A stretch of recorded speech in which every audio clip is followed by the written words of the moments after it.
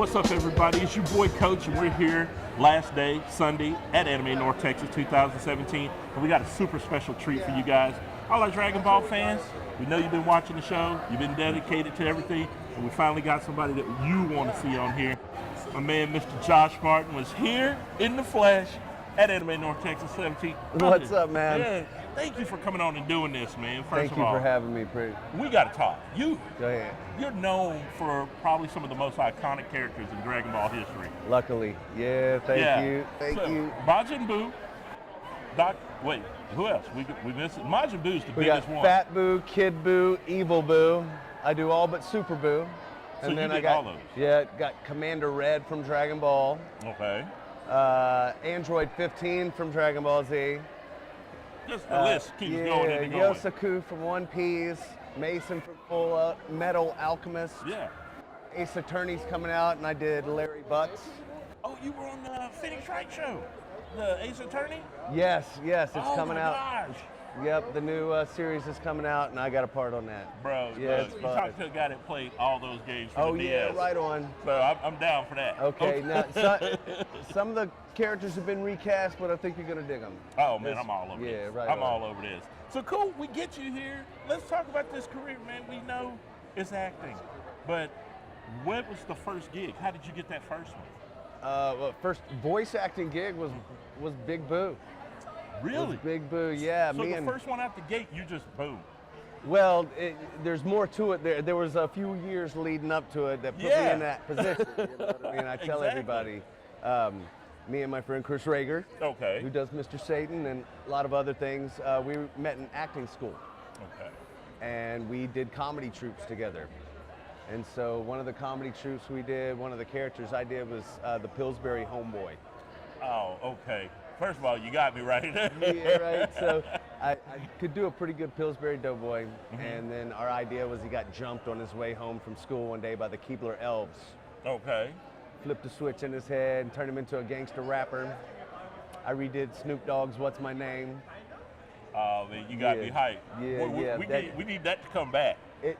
Stay tuned, because I'm working on doing my own animation. I've wanted to do it for years and years, and I finally found software and taught myself, and frame by frame, I'm moving the...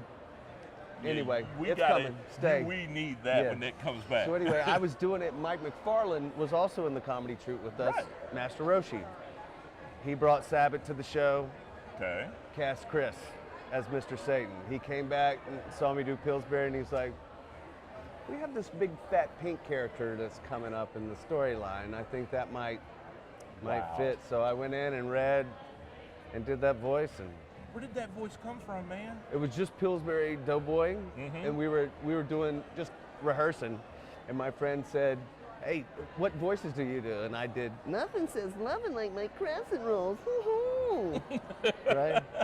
And he's just a really quick, and I don't know what rating this is. You might have can be to, free on here. We're good. So he goes, what if you said 187 with my dough in your mouth? Right? And so I said, 187 with my dough in your mouth, biatch. Right? That's awesome. And so from there, it just went on and on and on. It was really just a movie trailer when Boys in the Hood and Menace to Society with Tupac and Chris Rock doing the Pookie scene on crack. Okay.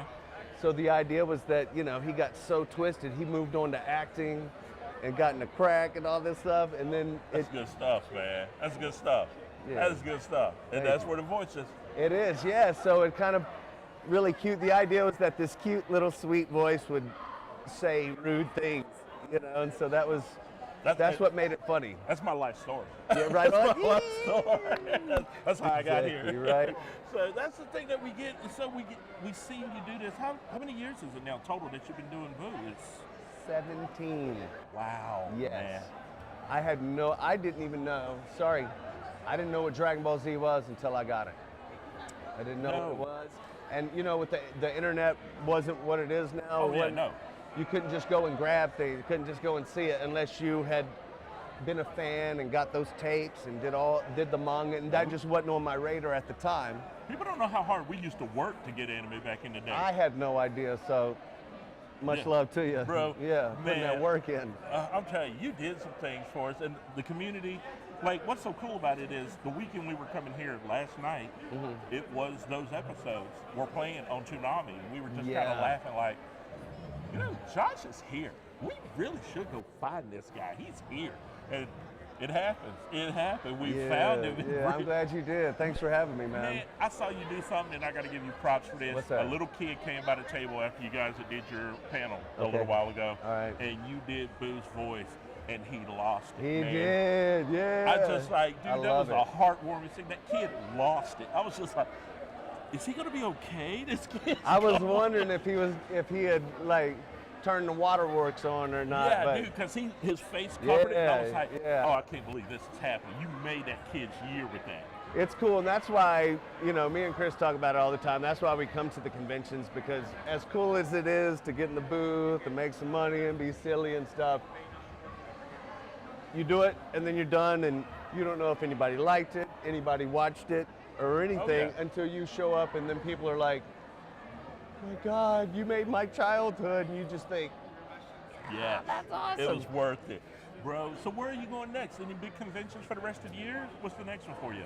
the rest of the year, I think we're kind of coasting into the end, having a little break, recouping.